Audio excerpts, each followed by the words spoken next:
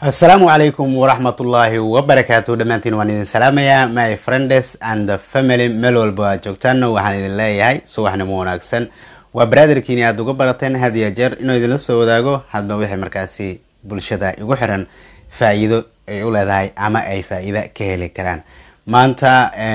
waxaan ka hadli doonaa insha Allah laba video ayaan soo qaadan doonaa. Labadaas videoodna waa mid laba gabdhood oo Soomaaliya oo shaarica ama wadooyinka la istaagsan in ay yihiin gabdho guurdoon ah.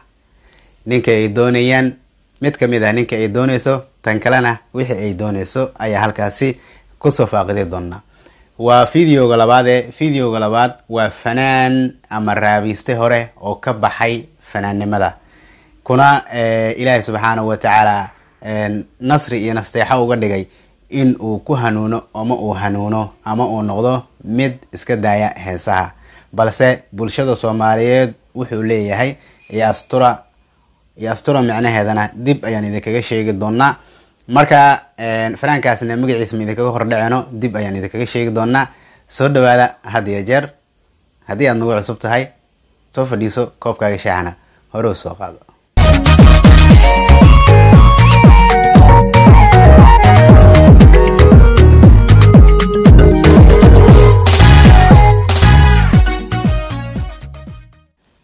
markii aan dib iskugu soo laabanay qadar haysiina kadib fiidiyoyada aan falaaqeed doono hore ayaan kaga hordhacay oo waa laba fiidiyo. midi waa laba gabdhood oo laba ruux kala doonaya shaaricana la istaagsan ama wadada la istaagsan warqad ama kartoon ay ku qoran tahay waxaan nahay guurdoon. midna way cadeysatay qofkii ay doonayso, midna waxa ay doonaysaa guur laakiin kartoonka wixii ku qoran ayaan isla arki doonaa. runtii horta maalmahani media waxa ku soo badanaya hadda ka horna ama maalin dhaxdaas hataa iyadoo soo fogeen waxaan ku arkayay wiil isagana shaarica Islii ama wadada Islii la taagan kartoon weyn la taagan uu leeyahay asigana guurdoon ayaan ahay. malaha Soomaalida waxaan u maleynaysaa inay iskoobiyaan koobi isku sameeyaan. sawirka halkan idin kaga soo muuqan doono waa wiilka kartoonka la soo istaagay wadada Kenya ku nool waliba Islii sidaan aan dareemayo. wuxuu la soo istaagay halkan sawirkan u jeedaan oo ku leeyahay waxaan ahay guurdoon. kama soo wareeganin maalmo kama soo wareeganin waxa soo ifbaxday in laba gabdhood oo Soomaaliya ka sawir ayuu ahaa fiidiyona wuu la socday laakiin sawirka ay arkay iyagana ay isa soo koobiyeen oo ay soo sameeyeen sidii qofkii hore uu sameeyay. Soomaalida ayaa waxa wixii ay qof ku arkaan in ay sameeyaan. maanta meel cidla haddii aad dukaan ka dhisato ma weynaysid dad adigana gidaaradaada dukaan ka dhista dukaan ka samaysta. haddii aad shay cusub la imaado qof ka koobiyeeyo haddii uu ka koobiyeeyo waxba dhib ma laha, laakiin markii uu ka koobiyeeyo kadib isla agtaada ayuuba wuxuu ka furanayaa shaygii adiga aad sameeysay oo kale. haddii aad maqaayo ku furan tahay cunooyinka meelahan kale dibadaha kale ka soo baratay oo kale haddii aad meesha ku iibinaysid isla yadii buu hadana dukaan agtaada ayuu ka furaya oo ku sameynaya. marka taasi waxay noqonaysaa Soomaalida cunaqabateen miya mase dhaqankii Soomaalida ayaa sidaas markii yaa warkeedu kugu dheereen ala kulli xaal intaas aantan ugu gudubto fadaaqeynta. markan waxaan gudub gali doonaa insha Allah fiidiyowgii ayaan soo qaadan doonaa oo labada hablood. marka ugu horeyso halka aan u dambeysii doono fanaanka fanka ka baxay Soomaalidana ka codsanaya in ay asturaan. labada gabdhood ama labada hablood fiidiyoyada wuxuu ka bilaabanayaa sida tan ayuu ka bilaabanaya oo idin muuqato oo aad shaashada ka arki doontaan. hees ayaa dul saaran. heestana copyright waxaas uga baqday sidaas laagleeyada waa ka jaray. codna ma aysan saarneen laakiin mar hadduu qof kartoon wax ku qoran yahay wato waa kartoonka u hadlay soo maaha. marka halkaas boos ayaan idin leeyahay. gabadhaas waxa uu qoran waxa leedahay qadarkeeyo ayaan jeclahay ayaa leedahay. fanaanka qadarkeeyo ayay jeceshahay hala ila raadiyo oo hala ila baado goob leedahay. qadarkeeyo gabadhaas waa u jeedaa kartoon ayay jecelkeeda ku soo bandhigatay. jecelkii kartoonka waliba qalin casana lagu soo qoray macnihiisna ay tahay in dhiig lagu soo qoray. magola hore waxay u tiri Allah u naxariistay jacayl dhiig ma lagu qoray weli dhuux ma loo shubay hadba saarka dhabarkiyo ma u dhayga feeraha waxay dalbanaysaa qadarkeeyo ayaa dalbanaysaa fanaanka weyn ee qadarkeeyo oo bulshada Soomaaliyeed magac iyo maamuusba dhaxdooda ku leh ayay dalbanaysaa qeyrow waxaan u maleynayaa inaad gabadhaasi aragtay lagugu soo shargareeyay ama lagugu soo mashaagareeyay kadibna aad aragtay marka gabadha xigta ayaan eegi doonaa waa laba gabdhood oo isla taagan koleysay waa saaxiibo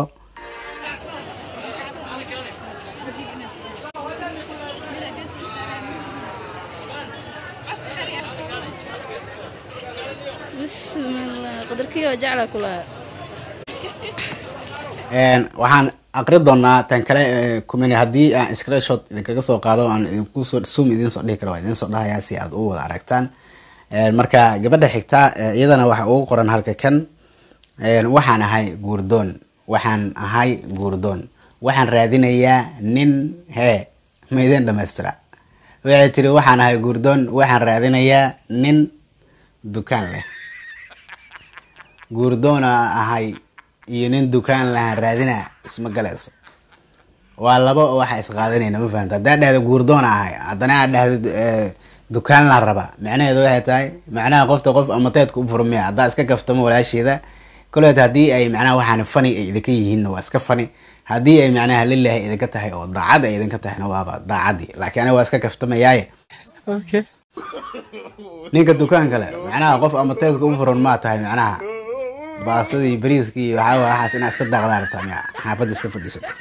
marka gabadha labadan gabdhood oo wada jeetaan midna waxay dalbanaysaa qadarkeeyo midna tan kalena waxa ay dalbanaysaa nin dukaan leh iyadoo guurdoon sheeganaysa haddana ay jeceshahay ama ay raadinaysaa nin dukaan leh kii dukaan lahow qoftan ku yaaca qadarkeeyo adigana qoftan qarramso saaxiib intaas markii aan kaga gudubno intaas yar hordhac ay ahayd ama iska macnaha raaxaysa ama baashar ay iska ahayd laakiin maanta fariintan oo idin wada walaalkiina ama fanaankii hore FG Xabiib waa wada garanaysaan raabkiisa iyo heesiisa inta badan dad badan oo dhalinyaro oo ku xiran yihiin rag iyo dumarba laakiin wuxuu ka baxay heesihii iyo fankii uu ku jiri jiray ayuu iskaga baxay dhalinyarta iyo bulshada Soomaaliyeed wuxuu ka codsanayaa in ay asturaan uu macnaha qaladaadihii iyo waxyaabihii hore uu ka dhacay aanan dib loo sii wadwadin oo aan macnaha dadka hadda ee YouTube-dooda ugu camiran yihiin inay markaasi iska saaraan ay ka bixiyaan waa asiga sida uu codsanayo uu leeyahay waa haddii ay dhalinyartu wax fahmi karaan yacni haddii uu qofka mar dhahay hala asturo hadduu dhahay macnaheedu waxay tahay waxyaabihii ama qaladaadka iga dhacay yaan dib loo eegin oo ha laga saaro qof walba meeshii ay ugu jirto sida wada ognahay maasha Allah hada qofku ilaahay hanuunka la doono waxa weeye waa qof ilaahay jecel yahay markaasi baadiyaysan waxaan leenahay ilaahay wadada saxda ah ku soo rido dad badan hadda waxa ognahay fanaaniin badan oo ka baxay fanka sida Xamdayar ayamahana waxa la wada BK inay run iyo been inay ta asaga naftigiisa afkiisa waan ka maqlay oo waan daawada video soo dhigay BK oo ka baxay Cabdihani ka baxay Ahmed Bifa uga baxay oo fanaaniinta ugu horeeya oo malaynaya Ahmed Bif fanaaniin badan ayaa ka baxay fankii oo iska daayay fanaanad kale oo reer Hargeysa ahna fanku way ka baxday magaceeda walow aanan garanaynin Ogbaad ma la dhahaa saas oo malaynaya iyada way ka baxday dadkii waxay ka mid tahay oo ka sheekeynaya riyooyin xun baan la tusay marka hadda dardarankii iyo macnaha Xabiib ayaan dhageysanaynaa codkiisa iyo wuxuu idin wado iyo wax sida oo idin baraarujinayo brotherkeena ayaan ku soo dhaweynaynaa ma sha Allah aad ayaan ugu faraxsanahay qof walba macnaha markaasi ay garta qaladkiisa dib u soo laabta Ilaahay subhanahu wa ta'ala sana waxa weeye Ilaahay agtiisana wuxuu ka leeyahay darajo ayuu ku leeyahay bulshada dhexdeena wuxuu ku yeelanayaa qiimo anigana waxa way la yaqaanaa waxa weeye shalay wada lagu yaqaanay wadadina Ilaahay waa mataqaanaa gooyay wado walba oo mataqaanaa Ilaahay raali ka yahay way dhamaataa wado walba Ilaahay raali ka yahay way dhamaanaysaa waxa way caalamku laga barto waxba kuma taraso being famous caalamkuna ku bartaan waxba kuma taraso walaal inaad tahriibto oo Yurubta inta tagto Facebook ka soo gasho halka live waxba kuma taraso bale waxa way maanta waxaan u baahanay walaal waxa way badbaado sideen ku badbaadnaa way mesh taalo waxaan ku badbaadnaa waxa way waa cabsida Ilaahay garashada Ilaahay oo garanno oo ogaano inaan dhimanano walaalayaal marka walaalayaal waxaa weeye waxaan ii sheeganaa waxaa weeye badbaadadu waa diinta diinta way badbaado walaalayaal ciddii diinta heshana way badbaaday badbaadada waa garanaysaa macnaheeda badbaadada macnaheeda waa garanaysaa walaalayaal ciddii diinta heshay walaalayaal way badbaaday ciddii aan helin mayna badbaadin ha la ogaado marka walaalayaal waxaa weeye annagu waxaan idiin sheegaynaa walaalayaal mar labaad iyo mar saddexaad in waxaan doonaynaa inaad na asturtaan sida ay la dhegeysateen oo ay la daabateen waa wada aragteen walaalkeena xabiib maasha allah waxa weeye daaci ayuu noqday diinta ayuu faafinayaa waxa weeye sidaas ayaana dadka looga baahan yahay ama dhalinyarta looga baahan yahay marka dhammaanteen ilaahay ha naga wada dhigo rabbi mid ay wada jecel yahay dhammaantooda marka xabiib ugu dambeystii kalaamka ugu dambeeyo wuxuu leeyahay qofkii wadada saxda ah qaada qofkaasi ayaa xanuunsan oo macnaha helay wadadii guusha laakiin qofka wadada guusha ka leexda taasi wuxuu helay wadada guuldarada ugu dambeeyna wuxuu leeyahay dhammaan waxay kugu baaqayaa dhalinyarta in markaasi la asturo ayuu leeyahay marka waxaan idinku baaqayaa oo aan idin soo gudbino fiidiyoona u soo qaato waxay tahay